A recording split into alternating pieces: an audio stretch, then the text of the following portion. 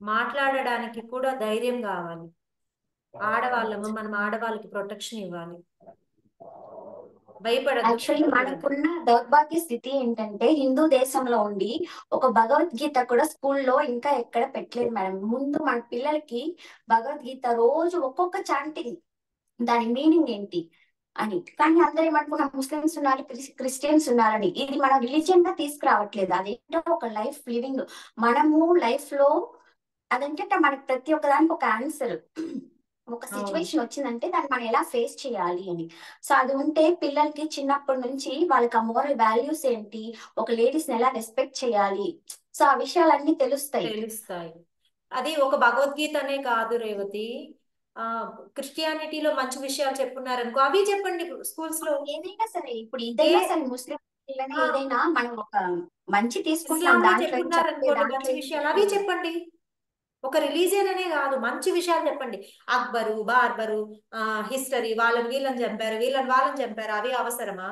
జీవితంలో వాళ్ళు ఎలా బతకాలో, ఏది చేస్తే మంచిదో అది కదా చెప్పాలి. నిన్న మనం విన్నట్టు స్పీచ్ లో వాళ్ళు ఏమన్నారు, మనం చిన్నప్పటి నుంచి ఆ బీజం ఎలా ఉంటాం, మీరు నెగిటివ్ గా ఆ పిల్లలు పెరిగితే సో లైఫ్ లాంగ్ వాళ్ళ లైఫ్ స్పాయిల్ అయిపోతుంది. అందుకని యాజ్ ఎ పేరెంట్స్ మనమే చిన్నప్పటి నుంచి వాళ్ళకి ఏది మంచి ఏది చెడు, ఎవరితో ఎలా రెస్పెక్ట్ ఇచ్చి ఎలా ఉండాలి అన్ని నేర్పించాలి. మనం ప్రతి ఒక్క మూమెంట్ వాళ్ళని అబ్జర్వ్ చేస్తూనే ఉండాలి, వాళ్ళు ఏం చేస్తున్నారు, ఏం చూస్తున్నారు. అదొక్కటి ఇంట్లోనే కాకుండా మోస్ట్ ఆఫ్ ద టైం వాళ్ళ స్కూల్లో స్పెండ్ చేస్తారు. వాళ్ళ ఫ్రెండ్స్ సర్కిల్ ఎలా ఉంది అవి కూడా మనం నోటీస్ చేసి వాళ్ళు అలా ఉన్నారు ఇలా లేరు, సో ఎక్కడో మనం అక్కడ స్టాప్ చేయించి. యాక్చువల్ రీసెంట్ గా నేను స్కూల్కి వెళ్ళాను. 4th స్టాండర్డ్ స్టూడెంట్ ఒక అబ్బాయి వాష్రూమ్ నుంచి స్మోక్ చేస్తున్నాడు ఇక్కడ. అప్పుడు చూడండి పిల్లలు ఇప్పుడు ఈ ఏజ్ లోనే వాళ్ళు అలా ఉంటే అప్పుడు మరి పెద్ద అయిన తర్వాత ఇలాగే తయారవుతారు, ఇప్పుడు జరిగిన ఇన్సిడెంట్ లాగానే. ఇంకోటి మన గవర్నమెంట్ కూడా మేడం, అంటే మనం ఇలా తప్పు చేసిన వాళ్ళని హ్యాంగ్ చేయకూడదు, అది పెద్ద మన దేశం అలాంటిది కాదు అంటారు. మరి వాళ్ళు వచ్చి చిత్రహింసలు చేసి చంపుతున్నారు, మరి అది తప్పు కదా? ఎందుకు కాదు? మన దేశంలో తప్పు చేస్తే అప్పటికప్పుడే శిక్ష ఇచ్చాడు శ్రీకృష్ణుడు. అట్లాంటి వాడే ఒప్పుకోలేదు. ద్రౌపదికి వస్త్రాపహరణం జరిగిందని చెప్పి సపోర్ట్ చేశాడు కదా, యుద్ధానికి సపోర్ట్ చేశాడు. యుద్ధంలో ఎలాంటి శిక్షలతోటి వాళ్ళని చంపేశారు కౌరవుల్ని, ఎలా చచ్చిపోయారు వాళ్ళు? దుర్యోధనుడి తొడలు విరగొట్టి చంపేశాడు భీముడు. ఎంత నరకం చూసి చచ్చిపోయింటారు. అవన్నీ నేర్పించారు. నిజంగానే భారతదేశంలో చెడుని ఎప్పుడు ఎంకరేజ్ చేయలేదు. అసలు లేడీస్ మనకి స్వతంత్రం వచ్చి ఇన్ని సంవత్సరాలైనా అసలు లేడీస్ కి ఒక ఫ్రీడమ్ అనేది లేదు. ఏదో ఇప్పుడు అందరం మేము జాబ్ చేస్తాము ఫినాన్షియల్ ఫ్రీడమ్ అంటున్నారు, కానీ ఆ ఫినాన్షియల్ ఫ్రీడమ్ వేరు, ఈ ఫ్రీడమ్ వేరు. అసలు బయటికి చిన్న పిల్లల్ని పంపడానికి కూడా భయం వేస్తుంది, అంత దారుణంగా తయారైంది దేశం. నిజం కదా? ఇది చూసిన తర్వాత మీరెవరైనా మీ పిల్లల్ని ఇలాంటి సిచ్యువేషన్ వస్తది అని తెలిస్తే ఉద్యోగాలకు పంపిస్తారా? అసలు ఎక్కడికి పంపించడం కుదరదు. అసలు స్కూల్ కి పంపాలన్నా బస్సు డ్రైవర్ ఎలాంటి వాడో తెలీదు, బస్సు స్కూల్ సెక్యూరిటీ ఎలాంటి వాళ్ళో తెలియదు, స్కూల్లో టీచర్స్ జెంట్స్ టీచర్ ఉంటే వాళ్ళు ఎలాంటి వాళ్ళో తెలియదు. ప్రతి ఒక్క నిమిషం భయంతోనే ఉండాల్సి వస్తుంది. నిజంగానే భయం. అంటే మనం ఇంకా బయట బతకూడదా? బయటికి వెళ్ళకూడదా? దీనికి సొల్యూషన్ ఏంటి? భయంగానే ఉండాలి, ఇళ్లలోనే కూర్చుందామా? మనం ఇళ్లలో డ్రెస్సింగ్స్ అని మాట్లాడితే డ్యూటీలో ఉన్న డాక్టర్ ఎలాంటి డ్రెస్ వేసుకుని ఉంటారు, ఆవిడని చూసి ఎలా అలా అనిపిస్తుంది. సో ఇక్కడ డ్రెస్సింగ్స్ తో సంబంధం లేదు, వాళ్ళ మెంటాలిటీ అంతే. డ్రెస్సింగ్ వస్తే నిజంగా డ్రెస్ బాగాలేదండి, బాగాలేకపోతే తప్పు చేస్తారా? బాగాలేకపోతే తప్పు చేయొచ్చా? అది వాళ్ళ ఫ్రీడమ్, వే ఆఫ్ డ్రెస్సింగ్ అది వాళ్ళ ఫ్రీడమ్, దాన్ని ఎవరు ఏం చెప్పడానికి వీలు లేదు. సో ఇదేంటంటే వాళ్ళ మెంటాలిటీ అంతే, వాళ్ళు అలా తయారవుతున్నారు. ముందు నుంచే మనమే మార్చాలి, మగవాళ్ళ బుద్ధులు మారేలాగా మనమే పెంచాలి. మగవాళ్ళని ఎక్కువగా చూడడం, ఆడపిల్లల్ని తక్కువగా చూడడం తగ్గిపోయింది.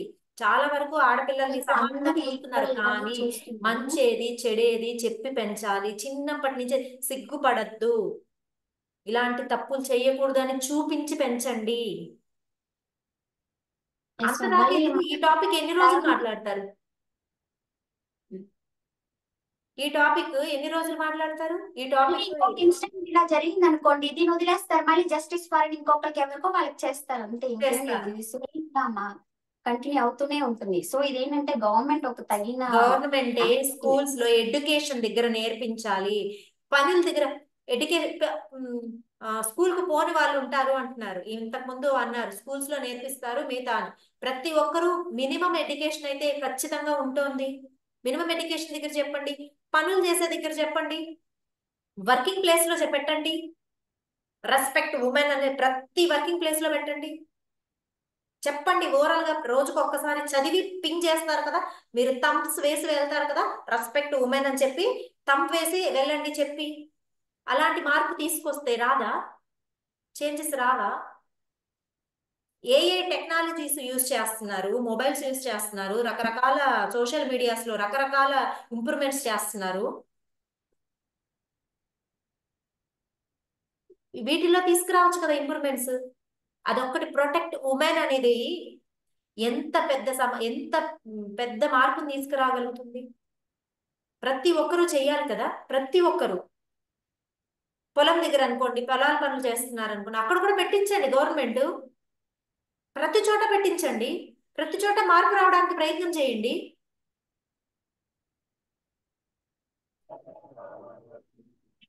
మనం అనుకుంటున్నాం కదా, మనకు ఇది న్యూస్ లో వచ్చింది కాబట్టి ఇది తెలిసింది. మన చుట్టుపక్కల కొన్ని జరుగుతూ ఉంటాయి. నా చిన్నప్పుడు మా ఎదురింట్లో జరిగిన సిచ్యువేషన్ చెప్తాను. అక్క పేరు వరలక్ష్మి. చాలా అందంగా ఉంటది, నాకంటే ఒక 10 years పెద్దది ఉండొచ్చు. చాలా అందంగా, ఎంత అందంగా ఉంటది అంటే చాలా మంది అడిగారు మాకు ఇవ్వమ్మ మీ అమ్మాయిని సంబంధానికి అని. వాళ్ళ అమ్మా నాన్న మీకెందుకు ఇస్తాం, మేము చాలా మంచి సంబంధాలు తెస్తాం, ఎందుకంటే మన పక్క పక్కన వాళ్ళకి మనకు నచ్చం కదా, మనకి ఎక్కడి నుంచో వచ్చిన వాళ్ళైతే బాగుంటారు కదా, ఇవ్వము, ఆ, మేము వేరే సంబంధంకి ఇస్తాము అని. ఆ అక్క ఎక్కడో లా చేసింది అనుకుంటా, ఎక్కడో లో క్యాస్ట్ వాళ్ళని పెళ్లి చేసుకుంది, వెళ్ళిపోయింది.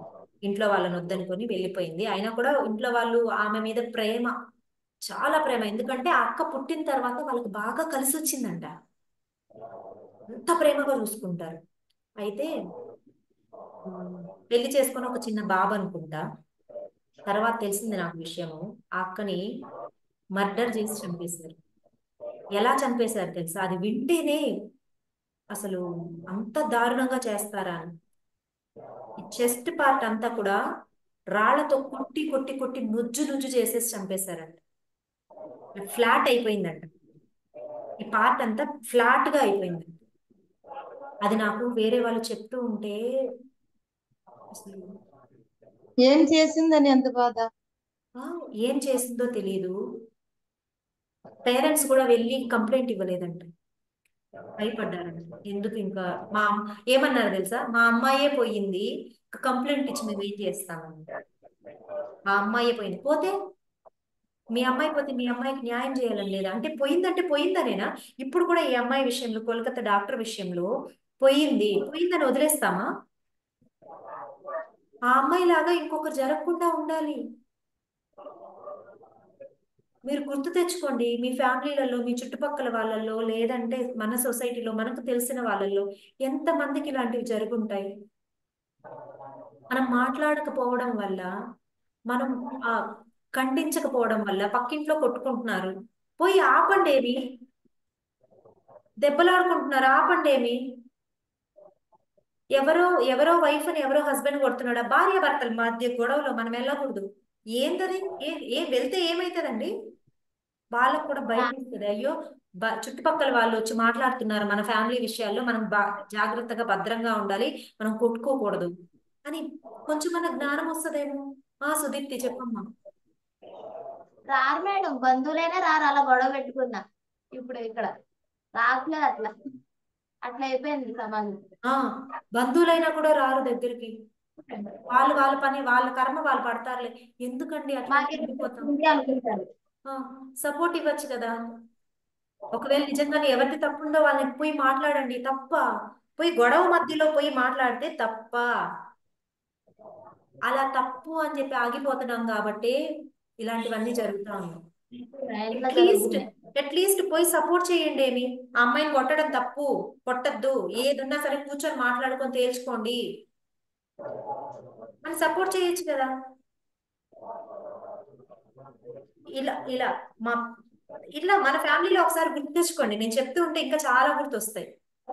ఖచ్చితంగా గొడవ ప్రతి ఒక్కరి లైఫ్ లో జరిగే తెలిసే ఇన్సిడెంట్స్ ఇట్లాంటివి చాలా ఉంటాయి, బయటికి రావట్లేదు అంతే. ఫ్యామిలీ పరువు, మాట్లాడితే పరువు పోతుంది. ఇప్పుడు నన్ను ఎంతమంది తిట్టుకుంటారో, ఎంతమంది మాట్లాడుకుంటారో. తిట్టుకుంటే తిట్టుకోనివ్వండి. నేను అంతే అంతే చెప్పాను కదా, లోపల చాలా రోజులుగా చాలా దారుణాలు విని చూసి, ఫ్యామిలీలో చూసి, ఫ్రెండ్స్ దగ్గర చూసి, పర్సనల్ గా చూసి, చాలా చాలా అవన్నీ లోపల పెట్టుకొని ఎదిరించడానికి సిద్ధమయ్యే కూర్చున్నాను. ఏం పర్వాలేదు. ఏం చేస్తారండి, తిడతారు కదా, ఒక 4 రోజులు తిట్టుకుంటారు, నన్ను తిట్టుకోనివ్వండి. బట్ అట్లీస్ట్ ఈ అమ్మాయి తిరగబడింది అని అన్నా భయపడతారు కదా. తినలాగా ఉండాలని, మా స్టూడెంట్స్ లో మేడం లాగా స్ట్రాంగ్ గా ఉండాలని ఒక 10 మంది మారినా కూడా నేను చాలా మంచి చేసింది అన్నయ్య అవుతాను. మార్చుకుంటారు పిల్లలు, వాళ్ళ పేరెంట్స్ చెప్పుకుంటారు, ఇలా ఉండాలమ్మా, ఇలా ఉండాలి. మాట్లాడండి ప్రతి ఒక్కరు, దయచేసి చెప్తున్నాను. ఇలాంటి సిచ్యువేషన్స్ ఇంకెవ్వరికి రాకూడదు. ఆ డాక్టర్ కి జరిగిన విషయాలు ఒక్కసారి మీరు, అది ఆ పరిస్థితిలో మనల్ని మనం ఊహించుకున్నాము అంటే తెలుస్తుంది జీవితం విలువ ఏంటి అని. ఎంత ఎంత నరకం అనుభవించుండింది. ఒక్కసారిగా చంపేసున్నా ఏం కాదు, అలా అని చంపేయమని చెప్పడం లేదు, అంత దారుణంగానా చేసేది. అలాంటివి బయటకు వచ్చింది కాబట్టి నేను చెప్పాను కదా, వరలక్ష్మి అక్క అందానికి పెట్టింది పేరు, అనవసరంగా ప్రేమించి జీవితాన్ని నాశనం చేసుకుంది. మేము మాట్లాడుతూ ఉంటే ఇలానే ఎమోషనల్ గా మాట్లాడుతూనే ఉంటాం. ఇంకొక లాస్ట్ టాపిక్ చెప్తాను, ఇంతకు ముందు గాయత్రి గారు చెప్పినట్టు. పొలిటీషియన్స్ ఈడి భార్యని ఆడు ఉంచుకున్నాడు, ఆడి భార్యని ఇంకొకరు ఉంచుకున్నారు, ఇవే సోది వేస్తున్నారు. ఈ విషయము ఇప్పుడు డాక్టర్ కి జరిగిన విషయము నాకు రీసెంట్ గా తెలిసింది. నేను చెప్తే తెలిసిన వాళ్ళు చాలా మంది ఉన్నారు. అంటే ఇలాంటి విషయాల్ని మాత్రం డిబేట్స్ చేయడం లేదు, ఇలాంటి విషయాల్ని మాత్రం మాట్లాడడం లేదు, ఇలాంటి విషయాలను మాత్రం ఎక్కువ సోషల్ మీడియాలో చూపించడం లేదు. పొలిటీషియన్స్ అయితేనే బాగుంటాయి, పొలిటీషియన్స్ అయితేనే మీకు బాగా ఎంటర్టైన్మెంట్ వస్తుంది, వ్యూస్ వస్తాయి. న్యూస్ లో కూడా తెలియలేదండి, తెలియలేదు. ఆ ఆ ఎక్కడో ఆంటీ వంటలు బాగుంటాయి అంటే అవి వైరల్ అయిపోతాయి. ఇలాంటి వైరల్ కాదా, తెలుసుకోవాలి అట్లీస్ట్. ఎందుకు తెలియట్లేదు, న్యూస్ ఛానల్స్ కూడా ఎందుకు వేయట్లేదు ఇట్లాంటివి ఎక్కువగా? ఓపెన్ చేస్తే ఫ్రంట్ పేజీలో ఇవే కనపడాలి. అలా అలా టెక్నాలజీ పెరగదా మనకి? అలా మానవత్వం పెరగదా? దయచేసి ఇలాంటి విషయాలు మాట్లాడుతూ ఉండండి, సపోర్ట్ చేయండి,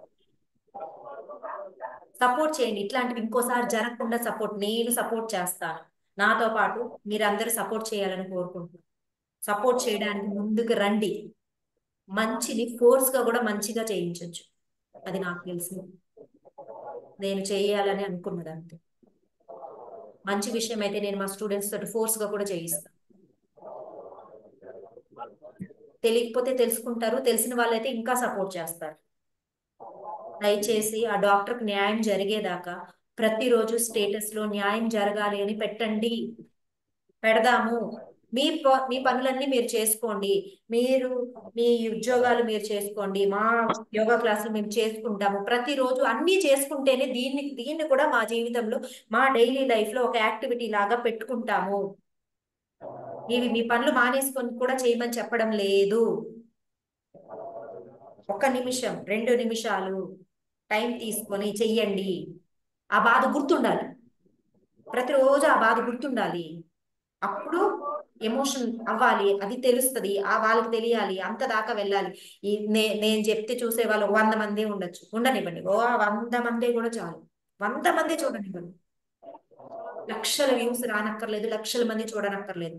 100 మంది మారితే కూడా చాలు. మా చుట్టూ సమాజం మారితే నేను మారినట్టే. నేను మొత్తం సమాజాన్ని ఏం మార్చలేకపోవచ్చు, నా ఫ్యామిలీని, నా పిల్లల్ని, నా స్టూడెంట్స్ ని, వాళ్ళని సపోర్ట్ తీసుకుంటే కూడా చాలు. ఇంకెవరైనా చెప్పేది ఏమన్నా ఉందా? నేను క్లోజ్ చేసిస్తాను. చాలా ఫస్ట్ మాట్లాడుకుంటాం, పొలిటీషియన్స్ మారాలి చాలా మేడం. మాట్లాడుకుంటాం. పొలిటీషియన్స్ మారితేనే మారొచ్చు. అంటే ఈ చట్టాలు చేయడం, చట్టాలు కఠినంగా ఉండాలి. ఈ చట్టాలు చేసినప్పుడు పొలిటీషియన్సే అడ్డుపడతారు. అపోజిషన్ వాళ్ళు ఈ చట్టం చేయొద్దు ఇలా చేస్తారు. అలా చేయకుండా కఠినమైన చట్టాలు తీసుకొస్తే భయపడాలి. ఎవరైనా చేసినప్పుడు ఆ చట్టం వల్ల ఈ చట్టం ఉంది అని భయపడినప్పుడే ఇవి తగ్గుతాయి. అలాంటి చట్టాలు తీసుకురావాలి. ఇప్పుడు వాళ్ళని తప్పు చేస్తే మనకు దారుణమైన శిక్ష ఉంటది అని భయపడేలాంటి చట్టాలు ఉంటే వీళ్ళని ఇలా చేసిన వాళ్ళను మినిమం ఒక 15 days దేశమంతా తిప్పాలి. దేశమంతా తిప్పి అవును, చాలా బాగా చెప్పావు అజయ్. కఠినంగా శిక్షించాలి. దేశం అంతా కుక్కను తిప్పినట్టు తిప్పాలి. నరకంలో ఈ శిక్షలు ఉంటాయి అంటారు కదా మేడం, ఆ శిక్షలన్నీ వీళ్ళ మీద అమలు పరచాలి. 15 days తిప్పి తర్వాత అందరిలోనే లైవ్ అప్పటికే పెట్టేసి వాడి ప్రాణం ఎన్కౌంటర్ అక్కడితోనే చేసేసారు. 90% అయిపోయి ఉండాలి ఆ 15 days లోనే. ఎన్కౌంటర్ చేసేసారు అందరి ముందే లైవ్ అందరి పెట్టేసి ముందరే చేయాలి. నిజంగానే గల్ఫ్ కంట్రీలలో ఎలా చేస్తారో అలా చేస్తే కానీ ఇలాంటి జరగకుండా ఆగిపోతాయి. నిజంగా ప్రతిరోజు తన కోసం మనం ఒక నిమిషం ప్రేయర్ చేద్దాము, ఒక్క నిమిషం తన కోసం సపోర్ట్ చేద్దాము. మళ్ళీ కలుసుకుందాం.